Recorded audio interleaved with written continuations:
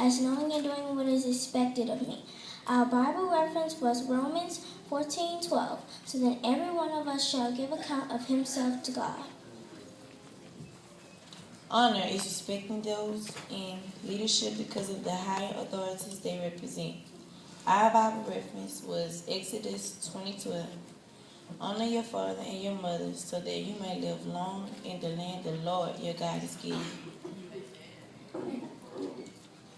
The presentation we share with you today comes from what we've learned about responsibility and honor.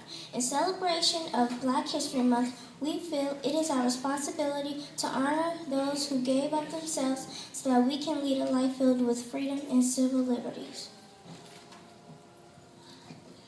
During the Civil Rights Movement of the 1950s and 60s, 16th Street Baptist Church, located in Birmingham, Alabama, was the meeting place for civil rights leaders such as Dr. Martin Luther King Jr., Reverend Ralph Abernathy, and many others. Across the South, many Black churches served as the place for members of the movement to gather and pray, develop strategies, and renew themselves spiritually. This was an intense time for the Blacks in America, especially those in the South. In Birmingham, tensions became high when the Southern Christian Leadership Conference, known as the SCLC, and the Congress on Racial Equality, called CORE, became involved in a campaign to register African Americans to vote in Birmingham.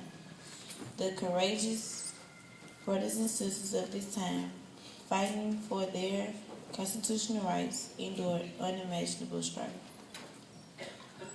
On Sunday, the 15th of September in 1963, a white man was seen placing a box under the steps of the 16th Street Baptist Church. Soon afterwards, at 10:22 a.m., a bomb exploded, killing 4 little girls. The girls were attending Sunday school when the bomb went off. They were 4 innocent young girls. They looked like us and had lives that resembled ours. On the morning of the bombing, the girls' Sunday started just as many of ours. Carol Robinson, age 14, started her day with a light breakfast with her parents. After breakfast, she and her dad headed to church. Denise McNair, age 11, was running late for church. She had spent the evening before at her aunt and uncle's home and overslept for church. Her mom and dad brought her to church just in time for Sunday school. Cynthia Wesley, age 14, was excited about her speech she was to read during service, as it was youth service day. Once she arrived to church, she and her friends started going over the speeches in the basement. Addie Mae Collins, age 14, walked to church with her sisters. She played with her sister's purse that was shaped like a football the entire walk. As soon as she arrived to church, she ran to the ladies' room to fix her hair and clothes.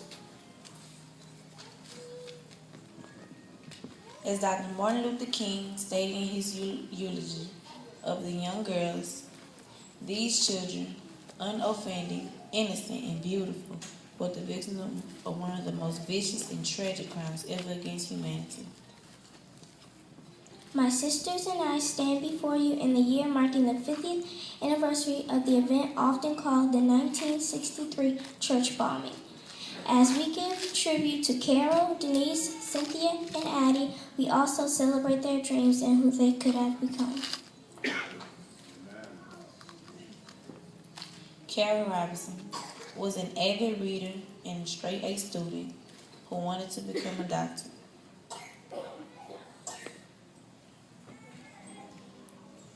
Denise McNair, at the age of 10, organized a neighborhood fundraiser to fight muscular dystrophy, which later became an annual event. She aspired to become a businesswoman working to help others. Cynthia Wesley was a great student and excellent in math, reading, and band. She dreamed of being many things, such as a doctor or a judge. Addie Mae Collins had an appreciation of the arts. Her hobbies were playing hopscotch, singing in the church choir, drawing, and dancing. She aspired to be an artist. We honor you.